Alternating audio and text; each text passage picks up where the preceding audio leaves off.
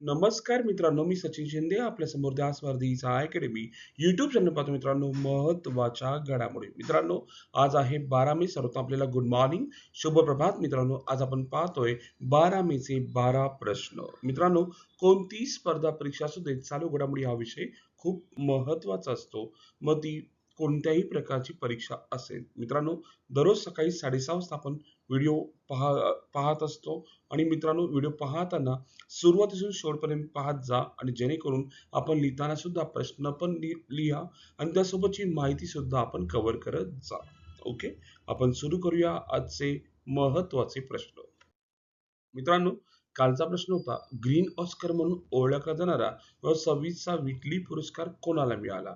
तर उत्तर होतं बुरखा सुब्बा आणि परवीन शेख, हे त्याचं उत्तर होतं. नेक्स्ट, आजचा पहिला प्रश्न. 26-27 हंगामासाठी ऊसाचा वाजवी आणि किफायतशीर भाव FRP काय निश्चित करण्यात आला आहे? 26-27 साठी पाहायला गेलं तर उत्तर आहे 365 प्रति क्विंटल. केंद्र सरकार हा भाव दर्शवत असतो. आणि FRP म्हणजे काय? समजा एखादा शेतकरी आहे, त्याचा ऊस आहे आणि तो एखाद्या साखर कारखान्यात देत असेल, तर तो साखर कारखान्याचा मालक 365 प्रति क्विंटल पेक्षा कमी पैसे देणार नाही. ही एक हमी असते, केंद्र सरकारचा नियम असतो. त्यापेक्षा जास्तच देईल, कमी देणार नाही. तरी डिटेल आपण पाहूया काय आहे तो. ठीक आहे. हा, ओसडी FRP वाढ, शेतकऱ्यांना मोठा दिलासा. केंद्र सरकारने 26-27 हंगामासाठी ऊसाचा वाजवी किफायतशीर FRP फेअर अँड रिम्युनरेटिव्ह प्राइस वाढवून 365 प्रति क्विंटल निश्चित केला आहे. यापूर्वी हा दर 355 प्रति क्विंटल होता. FRP म्हणजे काय? सरकारने निश्चित केलेली ऊसाची किमान हमी किंमत. बघा, सरकार निश्चित केलेली ऊसाची किमान हमी किंमत. साखर कारखान्यांना शेतकऱ्यांकडून ऊस खरेदी करताना ही किंमत देणे बंधनकारक असते. कारखाना FRP पेक्षा कमी देऊ शकत नाही. आता मी तुम्हाला सांगितलं तीच घटना. मग FRP कोण ठरवतं? CACP म्हणजे कृषी खर्च किंमत आयोग ठरवतो. Commission for agriculture cost and prices ठरवतं. हा आयोग शिफारस करतो आणि आर्थिक व्यवहार आणि विषयक मंत्रिमंडळ समिती अंतिम निर्णय देतं. ठीक आहे, माहित पाहिजे. CACP हा FRP ठरवतो आणि शेवटी मंत्रिमंडळ समिती काय करते? अंतिम निर्णय देत असते. ओके. आणि आणखी एक पॉइंट, साखर पुनर्प्राप्ती म्हणजे काय? म्हणजे त्याच्यासोबतच आली. ठीक आहे. ऊसापासून निघालेल्या साखरेच्या प्रमाणाला रिकव्हरी रेट म्हणतात. हा पण खूप इम्पॉर्टंट आहे. ह्याच्यावर ठरतो की बाबा क्विंटल किती भाव द्यायचा. समजा उदाहरण, सरकारने ठरवलेला FRPचा आधार 10.25% रिकव्हरी रेट ठरवले आहे. तर 10.25% रिकव्हरी रेट असेल तर ₹365 प्रति क्विंटल दिला जातो. लक्षात ठेवा. मिळतील. पण जर तो कमी झाला तर कमी पैसे मिळतील. ऑब्व्हियसली लक्षात ठेवा, प्रत्येक 0.1% जास्त रिकव्हरी 3.56 अतिरिक्त दिले जातील, असं त्यांनी सांगितलेलं आहे. ठीक आहे. उदाहरण, जर रिकव्हरी 10.35 असेल तर शेतकरी 365 पेक्षा जास्त मिळतील. रिकव्हरी कमी असल्यास पैसे कमी मिळतील. म्हणजे रिकव्हरी 9.5% कमी असेल तर शेतकऱ्यांना 338.30 प्रति क्विंटल मिळू शकतं. असं रिकव्हरी असं सांगितलेलं आहे. म्हणजे FRP मध्ये नियम काय? साखरेच्या प्रमाणानुसार पैसे मिळतील. ठीक आहे. ओके. पुढे नेक्स्ट क्वेश्चन. कोणत्या राज्य सरकारने कॉर्कॉल या दुर्मिळ वन्य मांजराच्या संवर्धनासाठी प्रोजेक्ट कॉर्कॉल सुरू केला आहे? ऑब्व्हियसली राजस्थान राज्याने तो सुरू केलेला आहे. कॉर्कॉल प्रोजेक्ट, लक्षात ठेवा. ठीक आहे. आपण डिटेल पाहूया राजस्थानबद्दल. स्थापना 30 मार्च 1949. राजधानी जयपूर. मुख्यमंत्री भजनलाल शर्मा. राज्यपाल हरिभाऊ किसनराव बागडे. पुढे तिसरा प्रश्न. मे 26 मध्ये रवींद्रनाथ टागोर यांची कोणती जयंती म्हणजे कितवी जयंती साजरी करण्यात आली? तर उत्तर आहे 165वी जयंती साजरी करण्यात आलेली आहे. ठीक आहे, 165वी. पुढे नेक्स्ट चौथा प्रश्न. खालीलपैकी कोणत्या भारतीय व्यक्तीला नुकतेच कॅम्ब्रिज डेडिकेटेड टीचर अवॉर्ड 26 दक्षिण आशियाई किताब प्रदान करण्यात आलेला आहे? हा सुद्धा प्रश्न खूप महत्वाचा आहे. तोही आपल्याला उत्तर माहित असावं. उत्तर आहे सोमा मंडल. थोडं सोमा मंडल सांगता येईल की मित्र, हे या दिल्लीतील GD, ठीक आहे, पब्लिक स्कूलमधील विज्ञान शिक्षिका आहेत. सोमा मंडल, ठीक आहे, यांना हा पुरस्कार मिळालेला आहे. ते विद्यार्थ्यांनी जनजागृती करतात की हवामान बदल असेल, पर्यावरण शिक्षणाबाबत म्हणजे जागरूकता निर्माण करण्याचं काम यांनी विद्यार्थ्यांमध्ये केलेलं आहे.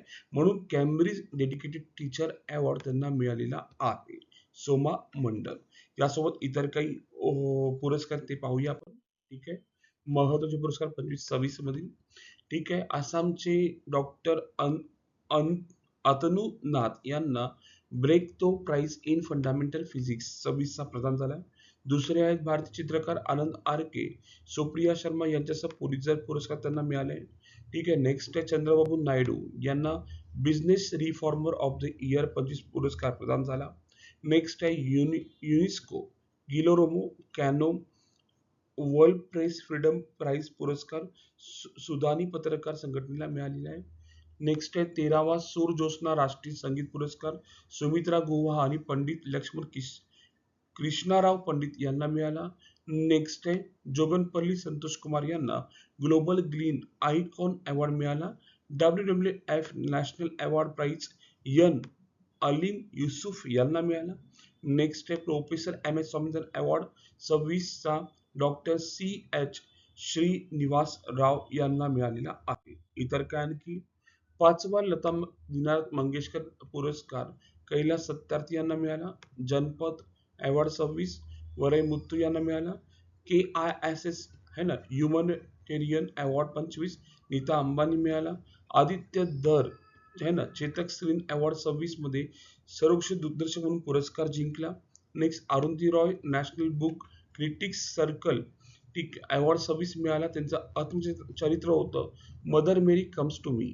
अबेल पुरस्कार ग्रीट यांना मिळाला. तेलंगणाचे सांस्कृतिक मंत्री जुपली कृष्णाराव यांना प्रतिष्ठित भव्य प्रदान पुरस्कार देण्यात आला. आणि लास्ट आहे संगीत कलानिधी अवॉर्ड 26 जयंती कुमारेश यांना प्रदान करण्यात आलेला आहे. पुढे नेक्स्ट क्वेश्चन 5वा.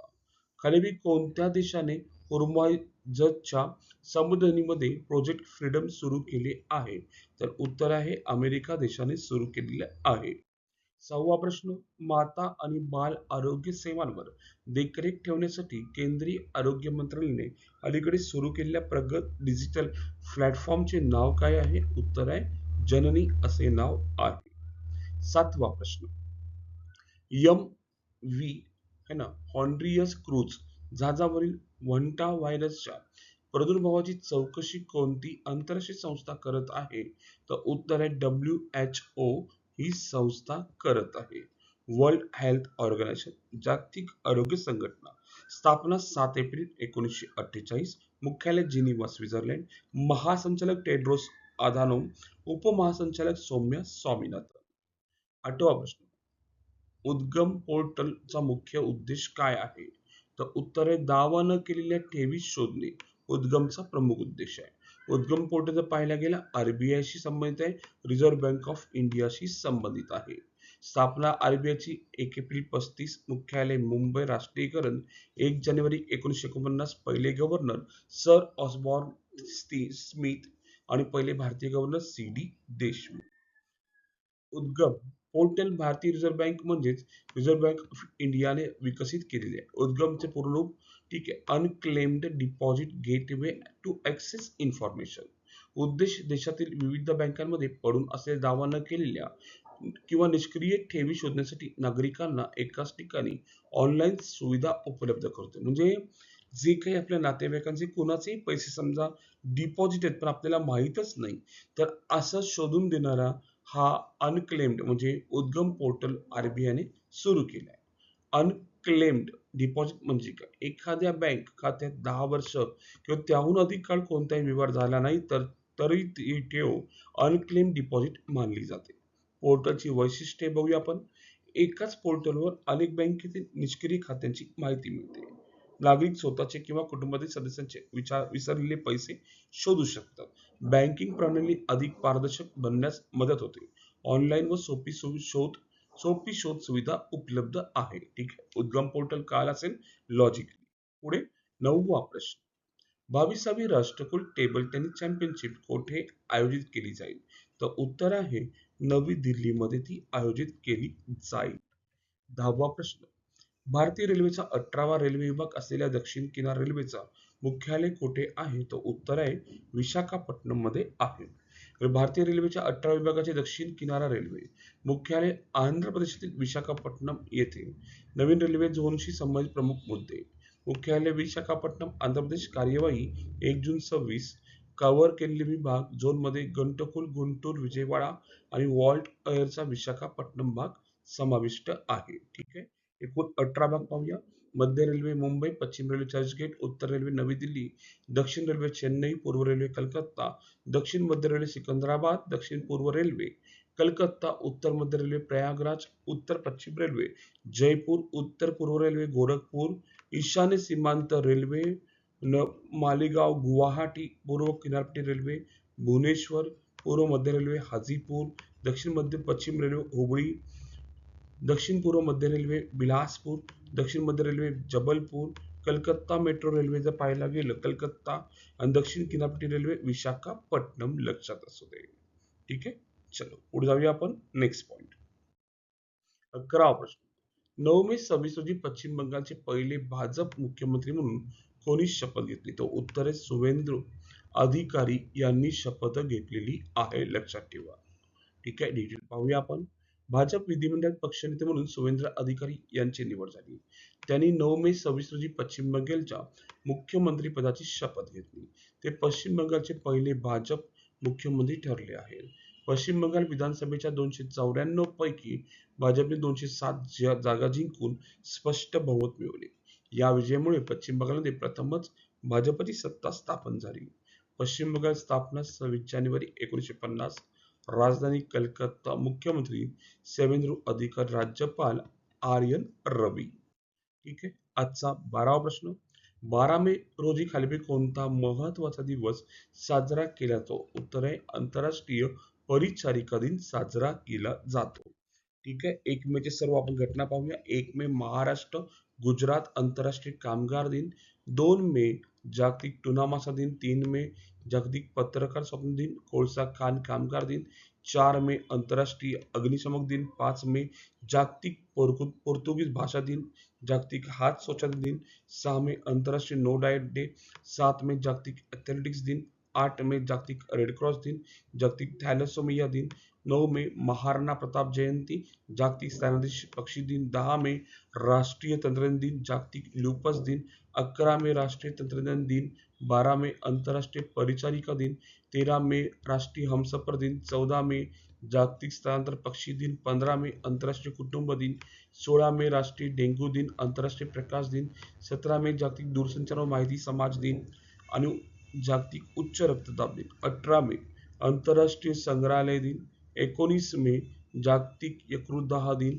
20 मे जागतिक मधमाशी दिन, जागतिक मेट्रोलॉजी दिन. 21 मे राष्ट्रीय दहशतवाद व उंचाच्या विरोधी दिन, आंतरराष्ट्रीय चहा दिन.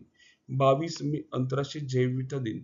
23 मे जागतिक कासव दिन. 24 मे राष्ट्रकुल दिन. 25 मे जागतिक थायरॉइड दिन, आफ्रिका दिन. 26 मे जागतिक ड्रुकोला दिन. 27 मे पंडित जवाहरलाल नेहरू पुण्यतिथी. 28 मे जागतिक मासिक पाळी स्वच्छता दिन.